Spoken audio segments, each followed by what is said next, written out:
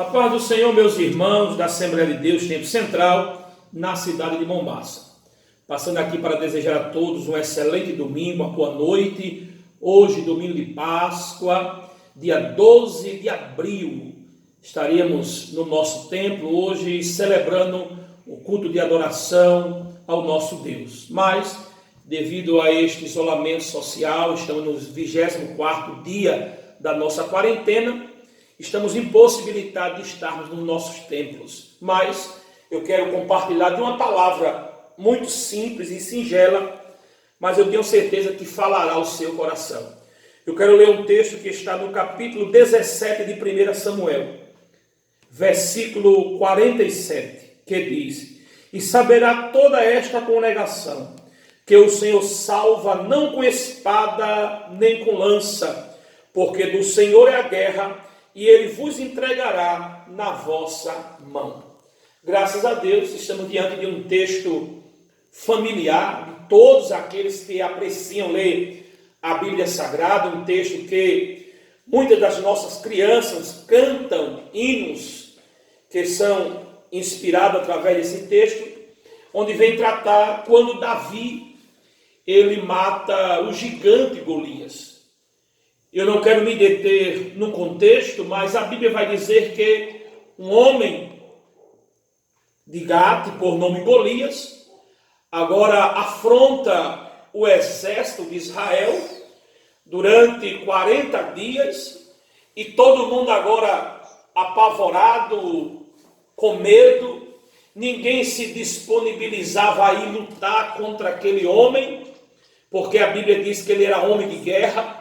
E de repente o pai de Davi chama ele, manda ele ir levar merenda, numa linguagem nordestina, para seus irmãos, e queijo para o capitão.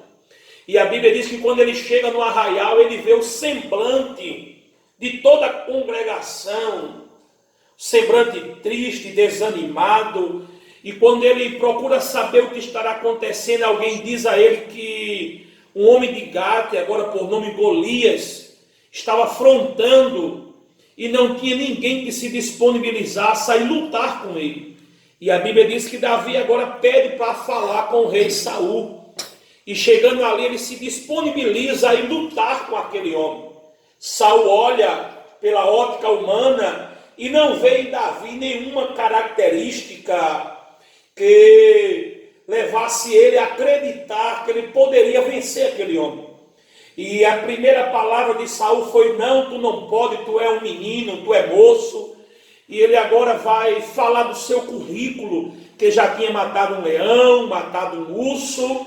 E Saul sentiu a opção de disse: não tem quem ir, vai tu mesmo. E a Bíblia diz que ele vai. E quando o filisteu vê Davi, começa a menosprezá-lo e a dizer: porventura não tem homem lá em Israel, mandaram um menino com pedra, com pau, mas eu vou a ti com espada, com lança, com escudo, e eu vou pegar a tua carne e vou dar às bestas feras do campo. Davi disse: você pode vir com o que você quiser, eu vou em ti em nome do Senhor dos Exércitos. E a Bíblia diz que naquele momento ele joga a pedra bate na testa do gigante, o gigante cai por terra, e o nome do Senhor é glorificado. Quando nós observamos esse texto, nós podemos pontuar algumas lições para a nossa vida espiritual.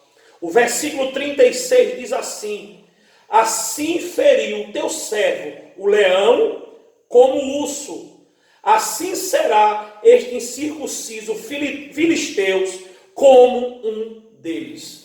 Aqui eu posso pontuar uma primeira aplicação para a nossa vida espiritual. É que as lutas revelam quem somos. Pastor, eu não entendi. As nossas experiências nos faz acreditar que Deus está conosco. O texto diz que Davi disse a Saul: olha, eu matei um urso e eu matei um leão. Eu era pastor da ovelha do meu pai, quando esses dois animais vieram para comer o rebanho, e Deus me usando na sua instrumentalidade, me deu graça, me deu força, e eu fui para cima, Deus me ajudou, me usou, e eu matei o urso e matei o leão. Então eu posso entender com isso, que as lutas que passamos, as dificuldades que enfrentamos, revela quem nós somos. As condições adversas que enfrentamos nos dá experiência, intimidade para reconhecer que Deus é na nossa vida. Você lembra do capítulo 6 do Evangelho de João?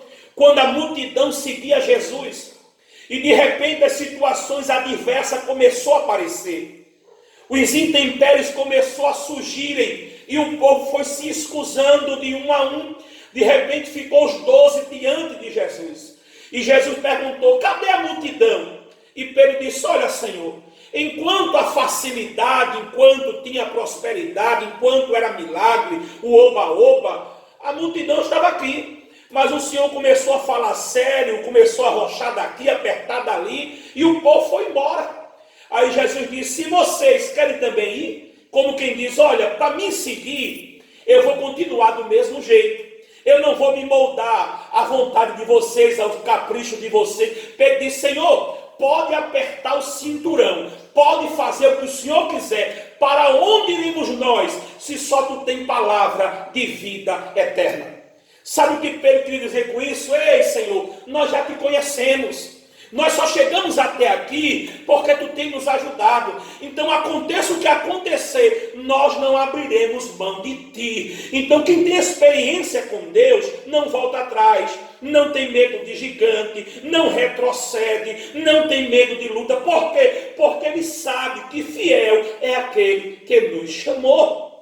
Uma segunda lição que eu quero pontuar nesta noite está no versículo 11, que diz: e ouvindo então Saul e todo Israel essas palavras do filisteu, espantaram-se e temeram muito.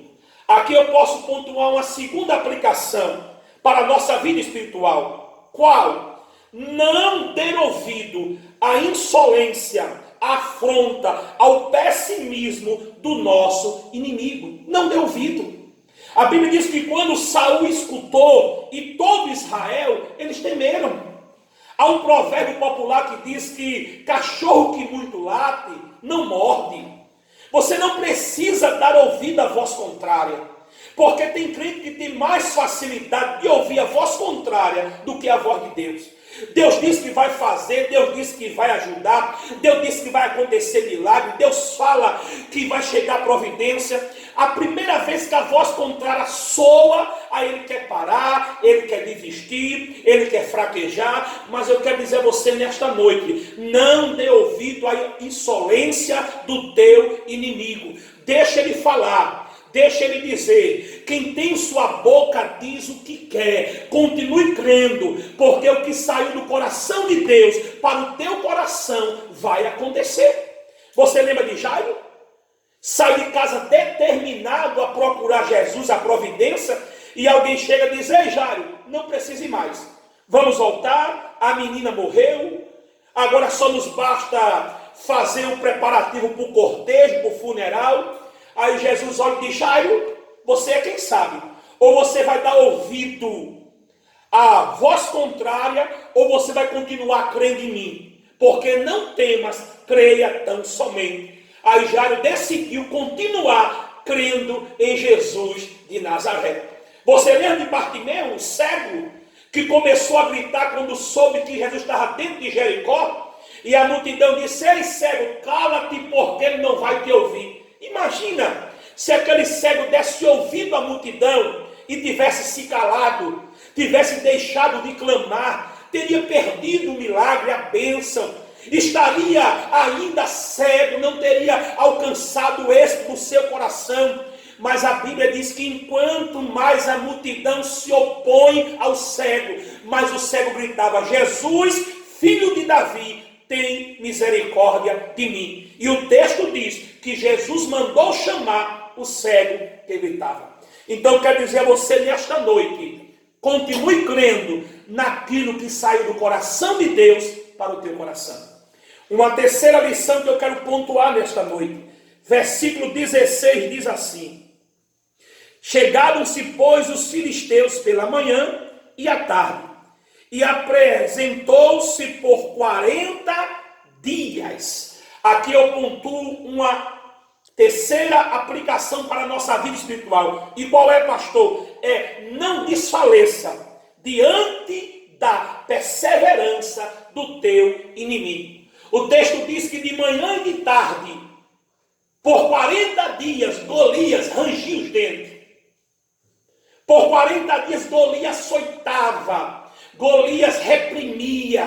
Mas eu quero dizer a você uma coisa: não desfaleça diante da perseverança do teu inimigo. Continue crendo. Vem providência do céu. Lucas capítulo 18 fala a parábola do juiz iníquo. Um homem que nem temia a Deus, nem temia os homens. Mas uma mulher que precisava de um milagre. O texto diz que pela sua importunância, pela sua perseverança, por ela continuar crendo, buscando, ela conseguiu uma sentença favorável daquele homem em prol da sua vida.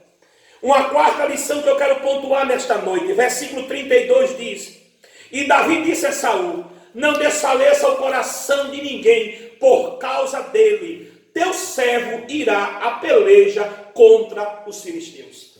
Aqui eu pontuo uma quarta aplicação para a nossa vida. E qual é, pastor? É que Deus espera de nós um posicionamento. Se posicionar é tomar uma atitude. Enquanto todo o arraial ficava temeroso, Davi disse: eu estou aqui, pode contar comigo. Porque eu sei que Deus não precisa da minha força, do meu intelecto. Deus só conta com a minha disponibilidade. Eu sei que eu só sou um instrumento, e o instrumentista é o dono do céu. Então nesta noite, Deus quer ver o seu posicionamento diante dessa dificuldade. Deus quer ver a sua atitude diante desta dificuldade. Você lembra da mulher cananeia? Em meio a todas as barreiras, o silêncio de Deus, em meio à oposição dos discípulos, em meio a não fazer parte da promessa, não ser israelita, em ser chamada de cachorra, mas a Bíblia diz que ela perseverou ao ponto de Jesus dizer: nem em Israel eu tenho visto tanta fé. Uma quinta lição que eu quero pontuar nesta noite, versículo 28 diz: e ouvindo Eliabe, seu irmão mais velho, fala aqueles homens, acendeu-se a ira de Eliabe contra Davi, e disse: por que desceste aqui?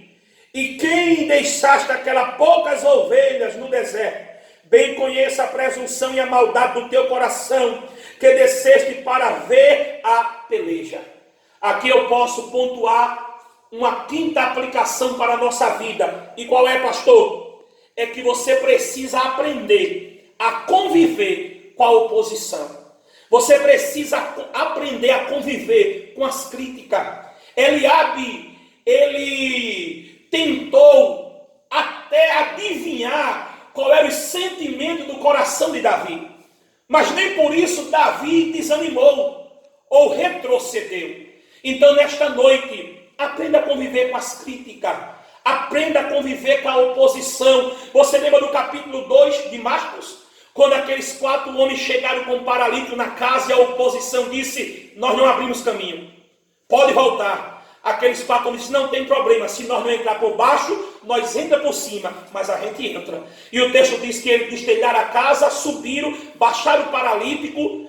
Quando chegou embaixo, Jesus disse: filho, os teus pecados são perdoados. Aí a oposição mais uma vez: ei, tu pensa que é quem que quer perdoar pecado? O povo entrou, tu és Deus? Aí Jesus disse: ei, magote de cão, eu só ia perdoar. Agora porque vocês entraram no meio, além de perdoar, eu vou curar. Levanta e volta para a tua casa andando. Então nesta noite, não dê ouvido à oposição. Continue batendo, continue pedindo, continue agindo, porque com certeza a mão de Deus irá se estender ao teu favor.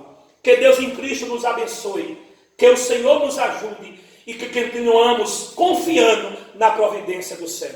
Amém.